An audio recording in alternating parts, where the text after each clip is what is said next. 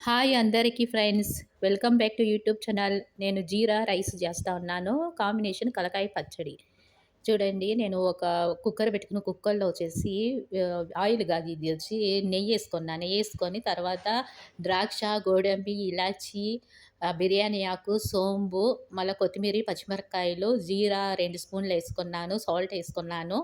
బాగా ఫ్రై అయింది ఫ్రెండ్స్ ఒక గ్లాస్ బాస్మతి రైస్ ఏసుకుంటా అన్నాను. అప్పుడు నేను 1 గ్లాస్ నేను వాటర్ పోసుకుంటా ఉన్నాను ఇట్లా.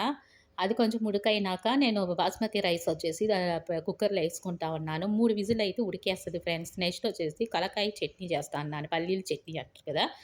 ఒక పాన్ పెట్టుకొని పాన్‌లో పల్లీలుంది గదా! ఆ పల్లీలేసుకొనేసి బాగా ఉడకవ్వాలి. ప అందుకే ఎండుమిరపకాయలేసుకున్నాను. కొంచెం ఆయిలేసుకుంటా ఉన్నాను ఫ్రెండ్స్. అది బాగా ఫ్రై అవ్వాలి. బాగా ఫ్రై అవుతేనే ఆ పచ్చి వాసన అనేది స్మెల్ అనేది పోతది. ఆ కలకాయ బాగా ఫ్రై అవ్వాలి. ఫ్రై అవ్వాలని మాడగూడదు. మాడకుండా చూసుకొని స్లిమ్‌లో పెట్టుకొని చింతపండేసుకున్న, కొంచెం సాల్ట్ ఏసుకున్న. ఇంతే గ్రైండ్ చేసుకోవాలి. వాటర్ పోసుకొనేసి జార్‌లో ఏసుకున్నాను. మిక్సీ పట్టుకుంటా ఉన్నాను ఫ్రెండ్స్. చూడండి. అంతలోకి మా పాప వచ్చినింది. సరే అనేసి నేను అన్నం అయింది ఫ్రెండ్స్. 3 విజిలయింది గదా! చూడండి జీరా రైస్ ఎంత సింపుల్‌గా, ఈజీగా అయిందో. దీనికి ఆనియన్ వద్దు, టమాటా వద్దు, ఏమొద్దు. సింపుల్‌గా అయింది.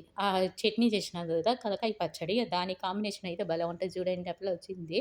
ప్లేట్ పెట్టింది. నేను ఏస్తా ఉన్నా. చూస్తేనే నోట్లో నీళ్లు ఊరుతా ఉండయి గదా! ఒకసారి చేసుకొని తినండి. లైక్ చేయండి, షేర్ చేయండి. నా ఛానల్ సబ్స్క్రైబ్ చేసుకోండి.